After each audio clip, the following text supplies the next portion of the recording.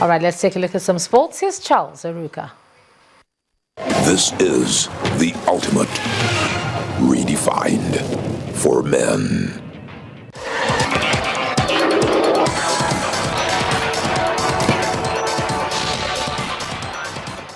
Welcome to Sports News. Team Nigeria Scrabble players are back home after a successful outing at the World Scrabble Championship that was held in Perth, Australia. The new World Scrabble champion Wellington Jigere is still celebrating after going into the history books as the first African to win the championship, edging out top Scrabble players in the world. He told Channels Television in Lagos that he had failed in his previous attempts to win the World Championship, but never relented in his quest to become world champion. Jigere beat England's Lewis Mackay 4-0 to emerge the new world champion.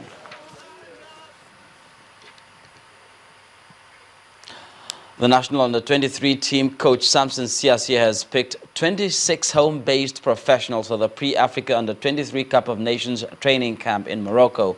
The players were picked from the 36 earlier invited to camp.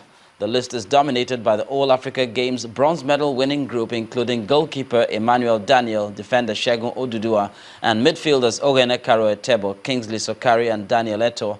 Siasia's team will play Egypt, Algeria, and Mali in Group B at the Africa Under-23 Cup of Nations taking place in Senegal from November the 28th to December the 12th. Now, in Europe, he may not have the Ballon d'Ors of Lionel Messi or Cristiano Ronaldo, but at least Zlatan Ibrahimovic can console himself with being, beyond doubt, the best player in Sweden.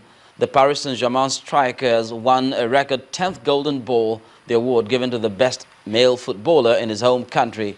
It's the 9th year in a row that Ibrahimovic has lifted the award.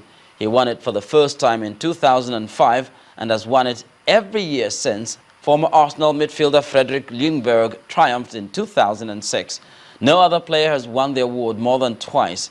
This year, Ibrahimovic won a historic French domestic treble and became PSG's all-time record scorer.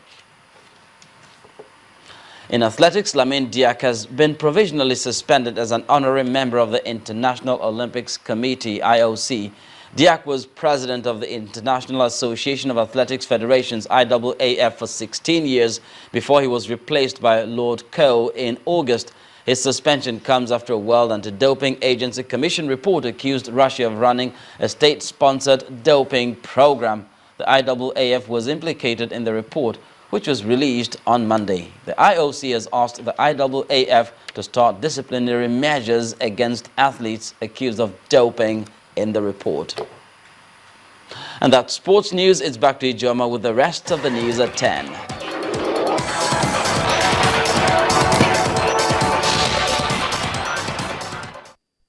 This is the ultimate redefined for men. Now, following talks on reforming the UK's membership of the EU, UK Prime Minister David Cameron says the UK will not stand in the way of further Eurozone integration.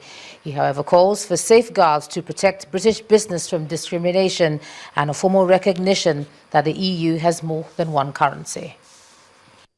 Restrictions on benefits for people coming to the United Kingdom is one of 4 reasons Prime Minister David Cameron is given for its proposed reforms of UK's membership of the EU. He said Britain faced a huge decision in the in-out referendum promised before the end of 2017, but he also said he was confident of getting what he wanted from reform talks. Government forces in Syria have broken a siege by Islamic State militants of an airbase in the north of the country. Army units had made contact with troops defending Kuwairis airbase east of Aleppo and eliminated large numbers of militants. The facility had been under attack by the jihadists for nearly 2 years. Former German Chancellor Helmut Schmidt, who served from 1974 to 1982, has died at the age of 96. Mr. Schmidt, who was a social democrat, was an architect of the European monetary system, which linked EU currencies and was a key step on the path to the euro. He was credited with helping to consolidate the country's post-war economic boom. That's the foreign news wrap-up. Ijoma. Thanks a lot, Adeshawa. And the main news again. President Muhammadu Buhari is to swear in his new ministers tomorrow, Wednesday, November the 11th, at the State House Banquet Hall.